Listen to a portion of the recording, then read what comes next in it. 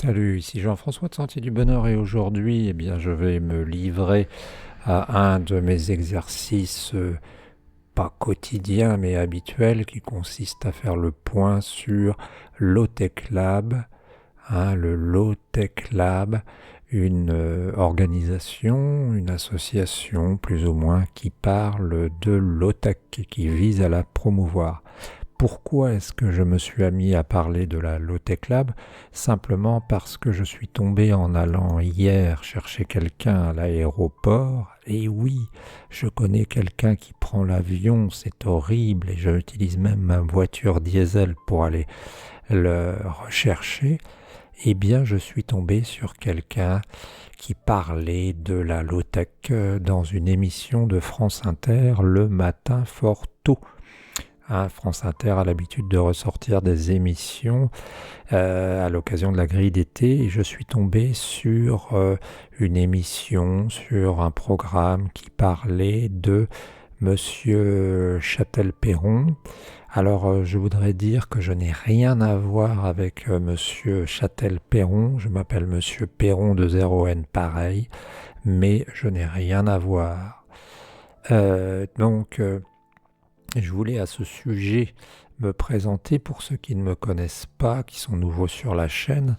Je suis jeune retraité et j'étais dans l'éducation nationale. J'ai refait ma maison. Je suis un bricoleur depuis des décennies. Et ayant presque 60 ans, pas encore, j'ai travaillé depuis 10 ans à bricoler avec mes parents, avec mon père qui avait une petite ferme et j'ai refait ma maison. J'ai même construit un sous-marin dans lequel j'ai failli me noyer. Et je sais ce que c'est que bricoler. Donc je me suis dit qu'il était peut-être utile de faire le point sur ce lowtechlab.org/fr/la lowtech que tu trouves facilement sur internet. Pourquoi est-ce que je te dis ça? Parce que j'étais pas parti ce matin particulièrement pour faire un truc sur la low-tech. J'étais parti dans finalement une démarche low-tech aussi qui consistait à t'expliquer comment changer les charbons sur ta perceuse si tu as un problème ou un appareil.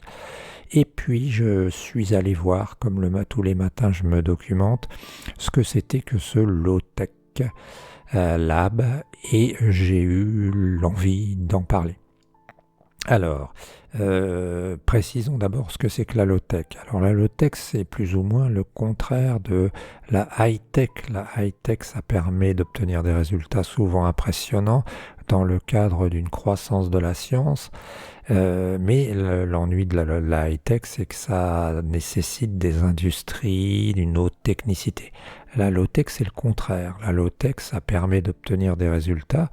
Ça a été découvert plus ou moins par pas mal de monde. Low, c'est bas, high, c'est haut. Donc, c'est une technologie qui utilise peu de ressources et qui permet de faire des choses intéressantes.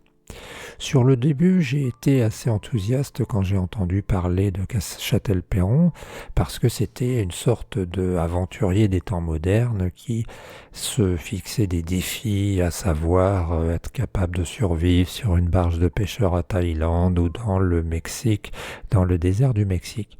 Et puis quand j'ai réfléchi, quand je suis allé voir le site, eh bien je me suis aperçu que ça avait quand même l'air d'un truc assez creux. Alors je sais que je suis dégueulasse, je sais que je suis pas sympa, on va me dire que je suis jaloux, etc. Pas du tout. Mais j'éprouve le besoin quand même de te faire un sujet. Pourquoi? Eh bien parce que j'ai l'impression que tous ces gens-là sont un petit peu des bobos rêveurs. Pourquoi? Parce que quand j'ai vu et quand je suis allé voir les outils qu'on nous présente, j'ai vu qu'il y avait d'une part rien de nouveau et rien de révolutionnaire. Ça commence par monter une communauté locale où on voit qu'ils sont tous en train de sauter en l'air.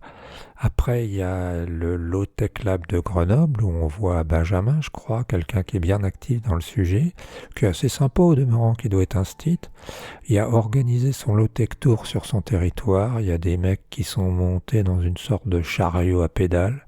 Ils rigolent, ils ont des drapeaux, oui, ça fait un peu bobo.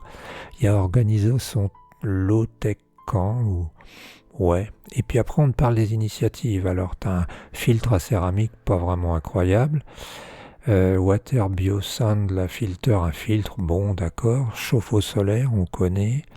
Un poêle roquette massif. Des toilettes sèches. Récupération des eaux usées.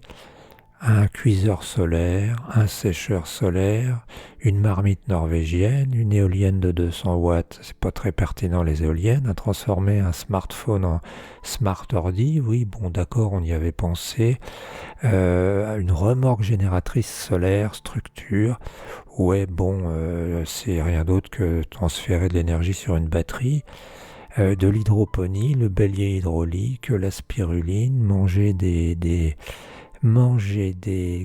des élevages de mouches soldats noirs, les conserves, la pasteurisation des fruits, le frigo du désert, le moteur à énergie musculaire, et j'ai rien vu, sans parler d'une dentifrice maison. J'ai rien vu de véritablement révolutionnaire là-dedans, et je regrette de le dire, mais franchement, j'ai rien vu d'incroyable. J'ai rien vu d'incroyable et je me dis que finalement, c'est pas étonnant. C'est pas étonnant parce que ça rejoint l'idée que j'avais eue quand j'avais visité des Fab Labs un Fab Lab qui était qu'en fait, eh bien, c'est plutôt des délires un peu de bobo. J'avais expliqué que contrairement au Fab Lab en Russie, il y a quelque chose qui est drôlement intéressant. Je ne suis pas payé par Russia Today, je le dis à chaque reportage. En Russie, il y a quelque chose de drôlement intéressant qui est que les gens ont monté par village, un atelier, mais un vrai atelier, tu vois, avec des perceuses, du matériel à souder, tout ça. Et les Fab Labs, ça ressemble à des trucs de bobo à côté de ça. Et par exemple, au Fab Lab de Bayeux, ils sont super sympas, ils ont une machine, ils avaient en tout cas une machine laser à découpage, gravage. La machine, elle vaut 20 000 balles. À l'époque actuelle, je ne sais pas si tu imagines ce que tu peux acheter comme matériel, tour, fraiseuse, perceuse, même combiné bois pour 20 000 balles. Ce que je veux dire, c'est que je parais avoir la dent dure, mais c'est pas par hasard, c'est pas pour rien. C'est simplement parce que je sais qu'avec tout ce fric dépensé, il y aurait moyen de faire autre chose. Alors je dis pas que c'est pas utile ce qu'ils font, mais ça sent plutôt le projet de Bobo. Ça sent plutôt le projet de Bobo et c'est confirmé par quand je suis allé voir le pédigré de notre monsieur Châtel-Perron qui lui a créé cette organisation qui est quand même fils de notaire. Alors on va me dire oui, mais c'est n'importe quoi. Ben non, c'est pas n'importe quoi. Un notaire, ça gagne 10 ou 15 plaques par mois, 10 ou 15 000 euros minimum. Hein. Un couple de notaires, c'est 30-40 000 euros. Et donc ça veut dire quoi? Ça veut dire que ce sont des gens qui, d'après moi, sont un peu loin des réalités. Hein, on nous parle de moteur à énergie musculaire. Et on sait bien, nous, que l'énergie musculaire, c'est 50 watts. Hein, un cheval, c'est 730 watts. Donc un homme, ça travaille à peu près l'équivalent d'une dizaine de fois moins qu'un cheval. Et strictement, absolument aucun intérêt au moteur à énergie musculaire quand on a des engins des panneaux solaires qui peuvent nous fournir 300 watts au 2 mètres carrés et des batteries, même des batteries plomb. Hein, alors on nous montre fièrement un pédalier multifonction, on voit une jeune femme qui est en train de préparer un outil, on voit des étincelles, ben t'as intérêt à pédaler vite mon gars. On voit aussi le frigo du désert, c'est basé sur le principe, le Zirpot, sur le principe de l'évaporation, moins 4 degrés, on va pencher une pendule. Pour tout ça pour dire que c'est un site qui m'a paru un peu léger et jouer sur les effets d'annonce, ou une éolienne de 100 watts alors qu'on sait que les éoliennes sont on va dire, des engins très délicats et t'as qu'à voir toutes les éoliennes autour de toi, pratiquement, sauf les pros, elles ont été mises de côté parce qu'elles marchent plus. Donc j'ai l'impression qu'on a surtout affaire à un truc qui ressemble un peu à de l'heroic fantasy, où on allie le look, un peu comme la permaculture dont j'ai parlé, qui a un peu du vent. On allie le look, le côté esthétique au reste, et on parle de quelqu'un qui a fait le tour du monde en découvrant des recettes low-tech que je vois là, mais qui sont pas incroyables. Je suis allé en Afrique, j'ai vécu en Afrique, j'ai vécu en Asie. Voilà, donc ça me semble un peu creux, ça me semble un peu on va dire, la création par un groupe de bobos d'un rêve un peu rigolo. Alors moi, ça me gênerait pas ce genre de choses. Ça me gênerait pas si ça donnait pas lieu finalement à un gâchis de ressources. Pourquoi aller essayer de voir si on peut survivre en Thaïlande avec des tonnes de matériel? Pourquoi aller chercher à savoir si on peut survivre au Mexique avec des tonnes de matériel, alors qu'il suffirait de faire ça en Bretagne, puisque notre ami est breton? Et puis en fait, j'ai l'impression aussi qu'il y a peut-être un petit déficit de capacité. Je ne sais pas de quoi notre ami est ingénieur, mais ça fait quand même pas mal de fois qu'il n'arrive pas à faire fonctionner un désalinisateur. Et il le dit lui-même dans la vidéo sur Arte. Je ne sais pas vraiment pourquoi ça marche moins bien qu'en Bretagne. Bah, j'ai l'impression que quand tu es ingénieur, tu devrais savoir au bout d'un moment. Voilà, c'est ce que je voulais dire. J'ai peut-être la dent dure, j'ai peut-être passé encore pour un gars qui va me faire des copains.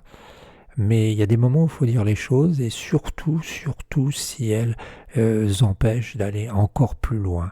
Pour terminer, j'expliquerai ce que je veux dire en disant tout simplement que ça me donne un peu l'impression de la gabegie qu'il y a eu avec enfin avec l'isolation, hein, quand on a subventionné à grand renfort d'argent l'isolation dans les maisons, les pompes à chaleur, et on a vu que c'était une dépense infernale pour des résultats presque nuls selon la Cour des comptes. Et bien là c'est un peu pareil, il y a un petit côté fun, mais au niveau finalement du résultat, si c'est pour aller en Thaïlande ou pour aller au Mexique alors que tu peux le faire en Bretagne, je me pose vraiment la question. Donne-nous ton sentiment, je m'attends à avoir des réactions assez vives, mais bon, quand on pense quelque chose et quand on a l'impression que vraiment on est dans le vrai, ben faut le dire. Salut l'ami.